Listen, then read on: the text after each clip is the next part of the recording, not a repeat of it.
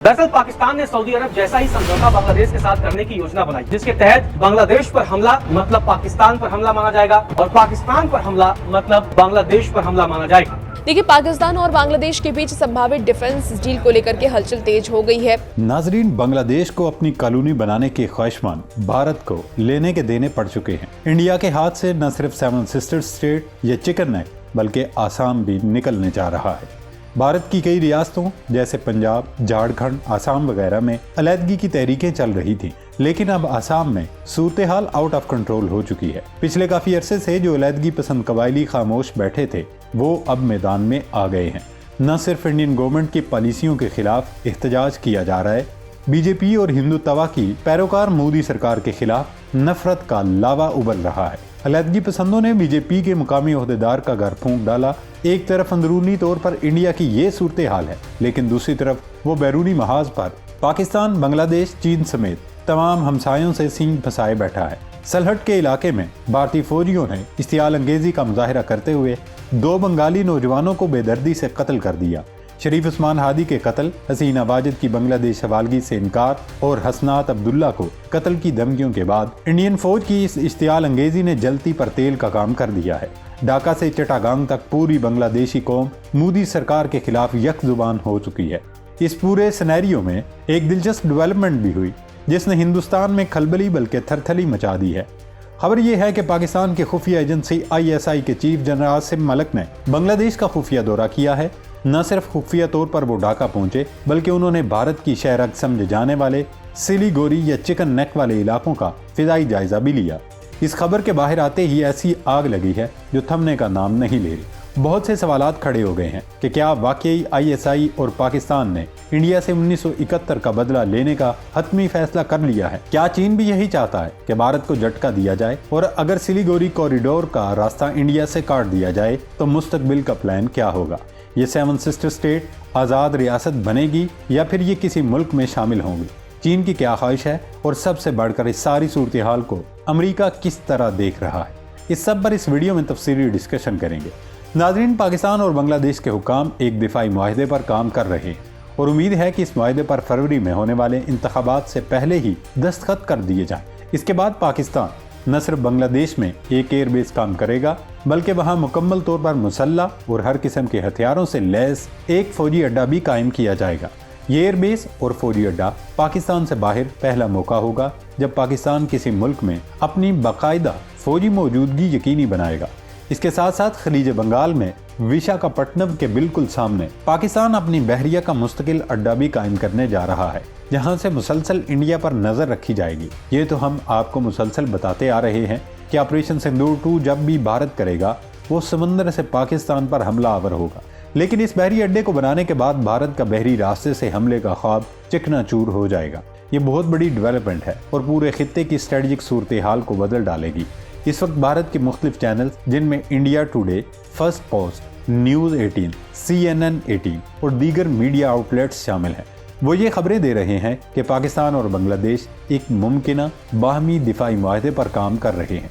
ये मुआहदा पाकिस्तान और सऊदी अरब के हालिया दिफाई मुआहदे की तर्ज पर हो सकता है, जिसमें इंटेलिजेंस शेयरिंग, मुश्तरका फौजी मशकें, तरबियत और मुमकिना तौर पर किसी बहरान की सूरत में मरबूत रद्द अमल शामिल होगा। कुछ इतलात ये भी हैं कि जोहरी तावन भी हो सकता है, लेकिन ये तावन किस हद तक होगा इस पर अभी कोई हतमी फैसला नहीं हुआ, क्योंकि सऊदी अरब के साथ किए गए दिफाई मुआहदे में भी जोहरी छतरी का जिक्र तो है, मगर वो कब और कैसे नाफिज होगी उसका इल्म शायद सिर्फ मोहम्मद बिन सलमान या फील्ड मार्शल आसिम मुनीर को ही है। ज़राए का कहना है कि जब पाकिस्तान ने भारत को ऑपरेशन बुनियाद मरसूस के जरिए सख्त जवाब दिया, उसके बाद कई आला पाकिस्तानी फौजी अफसरान, जिनमें chairman joint chief of staff committee general Sahir Shamshad Mirza, naval chief और ISI chief lieutenant general Asim Malik शामिल हैं, बांग्लादेश के दौरे कर चुके हैं। ये दौरे दहाइयों बाद पाकिस्तान और बांग्लादेश के ताल्लुकात की बहाली की वाज़ेह मिसाल हैं और ISI चीफ का ये दौरा एक तवील अरसे बाद पहला दौरा करार दिया जा रहा है। इन दौरों के दौरान पाकिस्तान और बांग्लादेश के दरमियान कई जदीद नौइयत के मफाहमती यादाश्तों पर भी दस्तखत किए गए।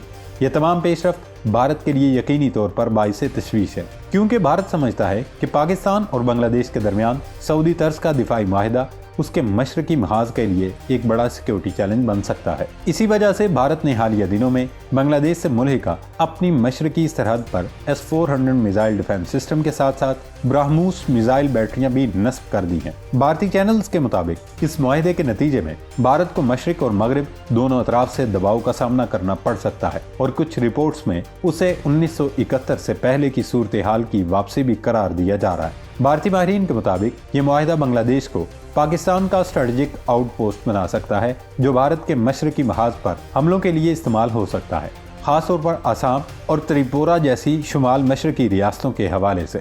دوسری طرف بنگلہ دیش نے بھارت سے ملحق سرحد پر مسلسل ڈرون نگرانی شروع کر رکھی ہے۔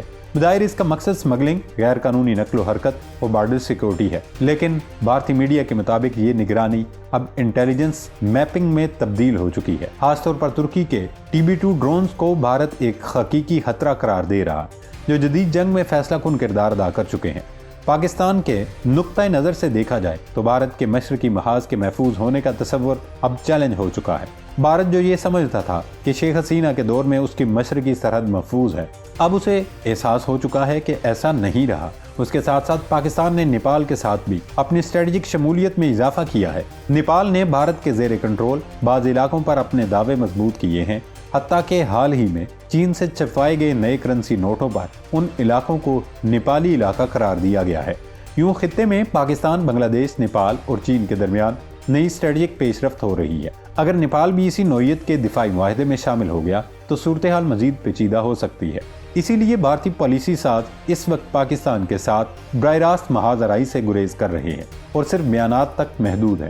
ناظرین، بنگلہ دیش اور بھارت کے درمیان صورتحال اس حد تک بڑھ گئی ہے کہ نہ صرف ایک دوسرے کے فوجی اغوا کیے جا رہے ہیں بلکہ ایک دوسرے پر آمنے سامنے کھڑے ہو کر گولیاں برسائی جا رہی ہیں۔ یعنی کہ ہم کہہ سکتے ہیں کہ جو ماحول LOC پر پاک بھارت فوجوں میں ہوتا ہے ویسا ہی ماحول اور تناؤ اب انڈین فوجیوں کو بنگلہ دیشی سرحد پر فیس کرنا پڑ رہا ہے۔ تازہ ترین واقعے نے دونوں ملکوں میں نفرت اور کشیدگی کو مزید بڑھا دیا ہے۔ بھارت کی سرحدی فورس نے 2 بنگالی نوجوانوں کو قتل کر دیا۔ بنگلہ دیش کے معروف اخبار ڈھاکہ ٹریبیون نے اپنی رپورٹ میں انکشاف کیا کہ مرنے والے نوجوانوں کی عمر 19 اور 22 سال ہے۔ ایک کا نام عاشق الرحمان جبکہ دوسرے کا مشاہد تھا۔ دونوں نوجوان ضلع سلہٹ کی سرحدی گاؤں ترونگ کے رہائشی تھے اور سرحدی علاقے میں لکڑیاں جمع کر رہے تھے، اور حیران کن بات یہ ہے کہ وہ غلطی سے صرف چند میٹر دور انڈین علاقے میں داخل ہوئے تھے، لیکن بھارتی فوج نے ہٹ درمی کا مظاہرہ کرتے ہوئے بغیر وارننگ نہ صرف گولی چلائی بلکہ دونوں نوجوانوں کو مار ڈالا۔ لیکن اب ظاہر ہے اس واقعے پر بنگلہ دیش میں شدید رد عمل سامنے آ رہا ہے۔ بنگلہ دیشی حکومت نے واقعے کی شفاف اور غیر جانبدار تحقیقات کا مطالبہ کرتے ہوئے ذمہ داروں کے خلاف فوری کارروائی پر زور دیا ہے۔ ناظرین، آخر میں بھارتی ریاست آسام کا ذکر کریں جہاں صورتحال بہت ہی زیادہ بگڑ چکی ہے۔ قبائلی عوام آزادی آزادی پکار رہے ہیں، لیکن مودی سرکار ان کے مطالبات پر کان دھرنے کی بجائے جواب میں گولیاں چلا رہی ہے۔ قصہ یہ ہے کہ آسام کے ضلع کاربی آنگلانگ میں قبائلیوں کی زمینوں پر باہر سے غیر مقامی لوگ آ کر قبضے کر رہے ہیں۔ زمینوں پر قبضے کے خلاف قبائلی کافی سال سے احتجاج کر رہے ہیں، لیکن اب انہوں نے خود زمینیں خالی کرانا شروع کی تو ان پر بھارتی پولیس چڑھ دوڑی اور گولیاں بھی مار دی، جس کے نتیجے میں 2 افراد ہلاک جبکہ تقریباً 100 کے قریب زخمی ہوئے۔ زخمیوں میں بھی کافی افراد کی حالت نازک بتائی جا رہی ہے۔ اس کے بعد عوام بپھر گئی اور انہوں نے ہنگامہ آرائی شروع کر دی۔ مشتعل افراد نے BJP کے مقامی رہنما کا گھر پھونک ڈالا، پولیس والوں پر بھی پتھراؤ کیا، جس کے نتیجے میں کئی پولیس اہلکار بھی زخمی ہوئے۔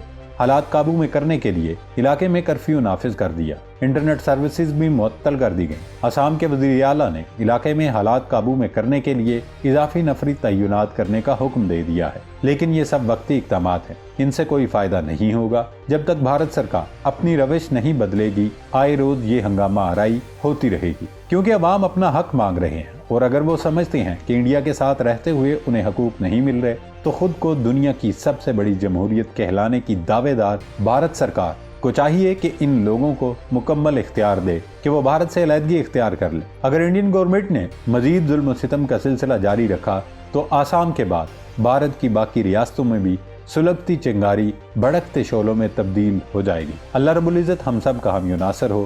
پاکستان زندہ باد۔